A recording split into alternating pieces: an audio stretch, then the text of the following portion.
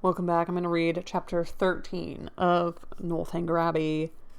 We just got a letter from James saying that Isabella's run off with Captain Tilney. And then we got a letter from Isabella saying that, I don't know, like, your brother, like, left in a huffy puff, and thank God Captain Tilney's gone, because yuck.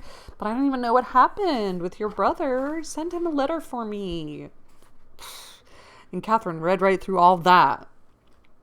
And so did Henry, and so did Eleanor Tilney. So all that's left is Catherine.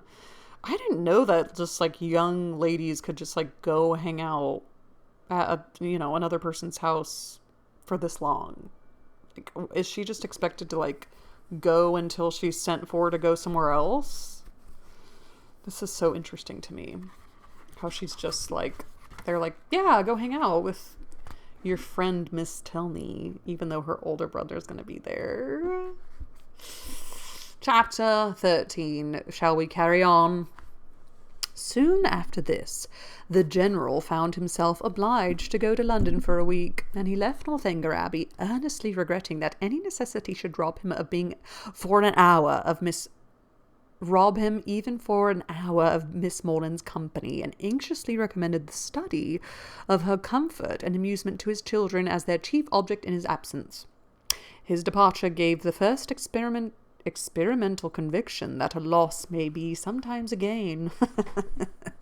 The happiness with which their time now passed, every employment voluntary, every laugh indulged, every meal a scene of ease and good humour, walking where they liked and when they liked, their hours, pleasures, and fatigues at their own command, made her thoroughly sensible of the restraint which the general's presence had imposed, and most thankfully fear their present release from it. Oh, how fun! Such ease and such delights made her love the place and the people more and more every day, and had it not been for a dread of its soon becoming expedient to leave the one, and apprehension of not being equally beloved by the other, she would at each moment of each day have been perfectly happy. But she was now in the 4th week of her visit before the general came home. The 4th week would be turned, and perhaps it might seem an intrusion if she stayed much longer. This was a painful consideration whenever it occurred, and eager to get rid of such a weight in her mind, she very soon resolved to speak to Edna about it at once, propose going away, and being guided in her conduct by the manner in which her proposal might be taken. Aware that if she gave herself much time, she might feel it difficult to bring forward so unpleasant a subject, she took the first opportunity of being suddenly alone with Eleanor, and of Eleanor's being in the middle of a speech about something very different, to start forth her obligation of going away very soon. Eleanor looked and declared herself much concerned. She had hoped for the pleasure of her company for a much longer time, had been misled, perhaps by her wishes, to suppose that a much longer visit had been promised, and could not but think that if Mr. and Mrs. Morland were aware of the pleasure it was to have her there, they would be too generous to hasten her return. Catherine explained, "Oh, as to that, Papa and Mamma were in no hurry at all. As long as she was happy, they would always be satisfied." Then why might she ask in such a hurry herself to leave them? Oh, because she had been there so long. Nay, if you can use such a word, I urge you no farther. If you think it long— Oh, no, I do not indeed. For my own pleasure I could stay with you as long again. And it was directly settled that till she had, her leaving them was not even to be thought of. In having this cause of uneasiness so pleasantly removed, the force of the other was likewise weakened. The kindness and earnestness of Eleanor's manners in pressing her to stay, and Henry's gratified look on being told that her stay was determined, was such sweet proofs of her importance with them, as left her only just so much solicitude as the human mind can never do comfortably without. She did, almost always, believe that Henry loved her, and quite always that his father and sister loved and even wished her to belong to them. And believing so far her doubts and anxieties were merely sportive irritations. Henry was not able to obey his father's injunction of remaining wholly at Northanger in attendance on the ladies during his absence in London, the engagements of his curate at Woodston obliging him to leave them on Saturday for a couple of nights. His loss was not now what it had been while the General was at home. It lessened their gaiety, but did not ruin their comfort, and the two girls, agreeing in occupation and improving in intimacy, found themselves so well sufficient for the time to themselves that it was 11 o'clock, rather a late hour at the Abbey, before they quitted the supper-room on the day of Henry's departure. They had just reached the head of the stairs when it seemed, as far as the thickness of the walls would allow them to judge, that a carriage was driving up to the door, and the next moment confirmed the idea by the loud noise of the house bell.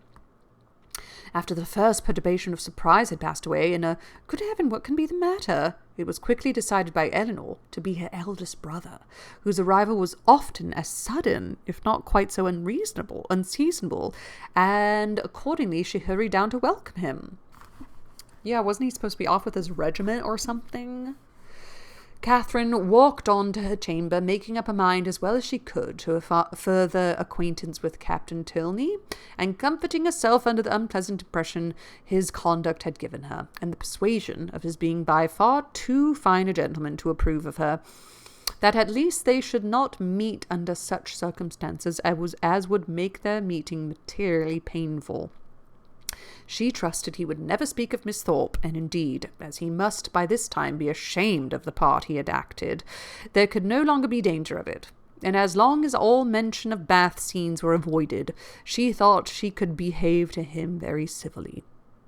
In such considerations time passed away, and it was certainly in his favour that Eleanor should be so glad to see him and have so much to say, for half an hour was almost gone since his arrival, and Eleanor did not come up. At that moment, Catherine thought she heard her step in the gallery, and listened for his countenance, but all was silent. Scarcely, however, had she convicted her fancy of error, when the noise of something moving close to her door made her start. It seemed as if someone was touching her very doorway, and in another moment a slight motion of the lock proved that some hand must be on it. She trembled a little at the idea of anyone's approaching so cautiously, but resolving not to be again overcome by trivial appearances of alarm or misled by raised imagination, she stepped quietly forward and opened the door. Eleanor, and only Eleanor, stood there.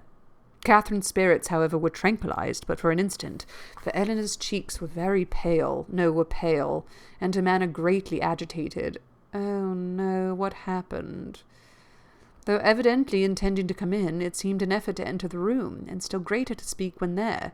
Catherine, supposing some uneasiness on Captain Tilney's account, could only express her concern by silent attention, obliged her to be seated, rubbed her temples with lavender water, and hung over her with affectionate solicitude. "My dear Catherine, you must not indeed," were Eleanor's first connected words. "I am quite well. This kindness distracts me. I cannot bear it. I come to you on such an errand." "Errand? To me?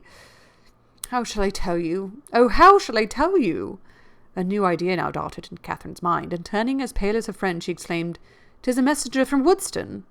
"You are mistaken indeed," returned Eleanor, looking at her very most compassionately. "It is no one from Woodston. It is my father himself." Her voice faltered, and her eyes were turned to the ground as she mentioned his name. His unlooked for return was enough in itself to make Catherine's heart sink, and for a few moments she hardly supposed there were anything worse to be told.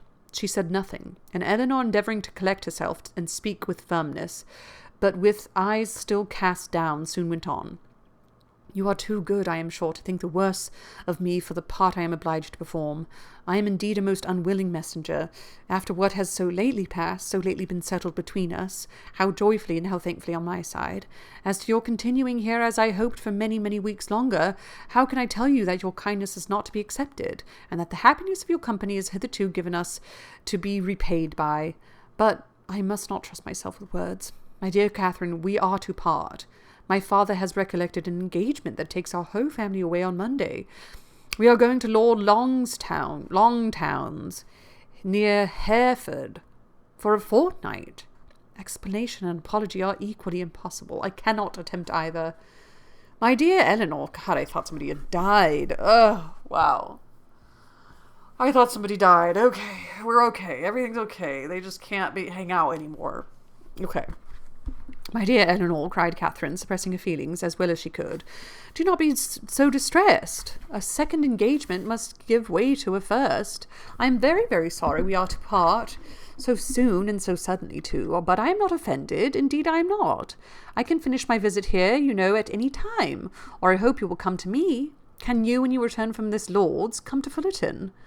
It will not be in my power, Catherine. Come when you can, then. Eleanor made no answer, and Catherine's thoughts recurring to something more directly interesting, she added, thinking, Monday? So soon as Monday? And you all go? Well, I am certain of. I shall be able to take leave, however. I need not go till just before you do, Do not be distressed, Eleanor. I can go Monday very well. My father and mother's having no notice of it is very little consequence. The General will send a servant with me, I dare say, half the way, and then I shall soon be at Salisbury. And then I am only 9 miles from home. Ah, Catherine, were it settled so, it would be somewhat less intolerable, though in such common attentions you would have received but half what you ought. But how can I tell you? Tomorrow morning is fixed for your leaving us, and not even the hour is left to your choice. The very carriage is ordered, and you will be here at 7 o'clock, and no servant will be offered you. Oh, Catherine sat down, breathless and speechless. I could hardly believe my senses when I heard it, and no displeasure, no resentment that you can feel at this moment, however justly great, can be more than I myself. But I must not talk of what I felt. Oh, that I could suggest anything in its extenuation. Good God, what will your father and mother say? After courting you from the protection of real friends to this, almost double distance from your home, to have driven you out of the house without the consideration even of decent civility. Dear, dear Catherine, in being the bearer of such a message, I seem guilty myself of all this its insult, yet I trust you will acquit me, for you must have been long enough in this house to see that I am but a nominal mistress of it, that my real power is nothing. Have I offended the General? Said Catherine in a faltering voice. Alas, for my feelings as a daughter, all that I know, all that I answer for is that you can have given him no just cause of offence. He certainly is greatly, very greatly discomposed. I have seldom seen him more so. His temper is not happy, and something has now occurred to ruffle it in an uncommon degree. Some disappointment, some vexation, which just at this moment seems important, but which I can hardly suppose you have to any concern in, for how is it possible? I'm confused. It was with pain that Catherine could speak at all, and it was only for Eleanor's sake that she attempted it. I am sure, said she, I am very sorry if I have offended him. It was the last thing I would willingly have done. But do not be unhappy, Eleanor. An engagement, must be kept. I am only sorry it was not recollected sooner, that I might have written home, but it is of very little consequence. I earnestly hope that your real safety it will be of none. That to your real safety it will be of none. But to everything else it is of the greatest consequence, to comfort, appearance, propriety, to your family, to the world. Were your friends the Allens still in Bath, you might go to them with comparative ease. A few hours would take you there, but a journey of 70 miles, to be taken post by you at your age, alone, unattended. Oh, the journey is nothing. Do not think about that. And if we are to part a few hours sooner or later, mistake makes no difference. I can be ready by 7. Let me be called in time. Eleanor saw that she wished to be alone, and believing it better for each that they should avoid any further conversation, now left her with, I shall see you in the morning. Catherine's swelling heart needed relief, and Eleanor's presence, friendship and pride had equally restrained her tears. But no sooner was she gone than they burst forth in torrents. Turned from the house, and in such a way, without any reason that could justify, any apology that could atone for the abruptness, the rudeness, nay, the insolence of it. Henry at a distance, not able even to bid him farewell. Every hope, every expectation from his suspended. At least, and who could say how long? Who could say when they might meet again? And all this by such a great such a man as General Tilney, so polite, so well-bred, and heretofore so particularly fond of her. It was as incomprehensible as it was mortifying and grievous. From what it could arise and where it would end were considerations of equal perplexity and alarm. The manner in which it was done, so grossly uncivil, hurrying her away without any reference to her own convenience, or allowing her even the appearance of choice as to the time or mode of her travelling, of 2 days the earliest fixed on, and of that almost the earliest hour, as if resolved to have her gone before he was stirring in the morning, that he might not be obliged to even see her. What could all this mean but an intentional affront? By some means or other she must have had the misfortune to offend him. Elinor had wished to spare her from so painful a notion, but Catherine could not believe it possible that any injury or any misfortune could provoke such ill will against a person not connected, or at least not supposed to be connected with. Heavily passed the night. Sleep or repose that deserved this name of sleep was out of the question. That room in which her disturbed imagination had tormented her on her first arrival was again the scene of agitated spirits and unquiet slumbers.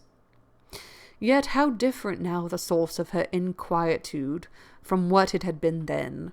How mournfully superior in reality and substance! Her anxiety in foundation and fact, her fears in probability, and with a mind so occupied in the contemplation of actual and natural evil, the solicitude of her situation, the darkness of her chamber, the antiquity of the building were felt and considered without the smallest emotion. And though the wind was high, and often produced strange and sudden noises throughout the house, she heard it all as she lay awake, hour after hour, without curiosity or terror. Soon after 6, Elinor entered her room, eager to show attention or give assistance where it was possible, but very little remained to be done. Catherine had not loitered. She was almost dressed and her packing almost finished. The possibility of some conciliatory message from the General occurred to her as his daughter appeared. What so natural as that anger should pass away and repentance succeed it? And she only wanted to know how far, after what had passed, an apology might properly be received by her. But the knowledge would have been useless here. It was not called for. Neither clemency nor dignity was put to trial. Elinor brought no message. Very little passed between them on meeting. Each found her greatest safety in silence.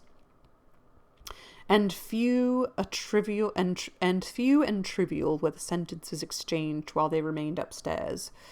Catherine in busy agitation completing her dress, and Elinor with more goodwill than experience, intent upon filling the trunk. When everything was done, they left the room, Catherine lingering only half a minute behind her friend to throw a parting glance on every well-known cherished object, and went down to the breakfast parlour where breakfast was prepared. She tried to eat, as well as to save herself from the pain of being urged, as to make her friend comfortable. But she had no appetite, and could not swallow many mouthfuls. The contrast between this and her last breakfast in that room gave her fresh misery and strengthened her distaste for everything before her. It was not 24 hours ago since they met there to the same repast, but in circumstances how different. With what cheerful ease, what happy, though false security, had she then looked around her, enjoying everything present and fearing little in the future, beyond Henry's going to Woodston for a day. Happy, happy breakfast, for Henry had been there. Henry had sat by her and helped her. These reflections were long indulged, undisturbed by any address from her companion, who sat as deep in thought as herself, and the appearance of the carriage was the first thing to startle and recall them to the present moment. Catherine's colour rose at the sight of it, and the indignity with which she was treated, striking at that instant on her mind with peculiar force, made her for a short time sensible only of resentment. Elinor seemed now impelled into resolution and speech. "You must write to me, Catherine," she cried. "You must let me hear from you as soon as possible. Till I know you to be safe at home, I shall not have an hour's comfort. For one letter, at all risks, all hazards, I must entreat. Let me have the satisfaction of knowing that you are safe at Fulton, and have found your family well. And then, till I can ask for your correspondence as I ought to do, I will not expect more. Direct to me at Lord Longtown's, and I must ask it under cover to Alice. No, Eleanor, if you are not allowed to receive a letter from me, I am sure I better not write. There can be no doubt of my getting home safe. Eleanor only replied, I cannot wonder at your feelings. I will not importune you. I will trust to your kindness of heart when I am at a distance from you. But this, with the look of sorrow accompanying it, was enough to melt Catherine's pride in a moment, and she instantly said, Oh, Eleanor, I will write you indeed. There was yet another point which Miss Tilney was anxious to settle, though somewhat embarrassed in speaking of. It had occurred to her that after so long an absence from home, Catherine might not be provided with money enough for the expense of a journey. And, upon suggesting it to her with most affectionate offers of accommodation, it proved to be exactly the case. Catherine had never thought on the subject till that moment, but upon examining her purse, was convinced that but for this kindness of her friend, she might have been turned from the house without even the means of getting home. And the distress in which she must have been thereby involved, filling the minds of both, scarcely another word was said by either during the time of their remaining together. Short, however, was that time. The carriage was soon announced to be ready. Catherine, instantly rising, and a long, affectionate embrace supplied the place of language in bidding each other adieu. And, as they entered the hall, unable to leave the house without some mention of one whose name had not yet been spoken by either, she paused a moment, and with quivering lips just made it intelligible that she left her kind remembrance for her absent friend. But with this approach to his name ended all possibility of restraining her feelings, and hiding her face as well as she could with her handkerchief, she darted across the hall, jumped into the chaise, and in a moment was driven from the door. Whoa. I was not expecting that. Wow. Well, join me next time for chapter 14. This is so sad. Volume 2 of Northanger Abbey. Happy reading. It's not always all cheerful. Sometimes there is sorrow in reading, eh? But it does make us feel, which is amazing. It is amazing. Words can just make you feel so much. Happy reading to you all, and ta-ta.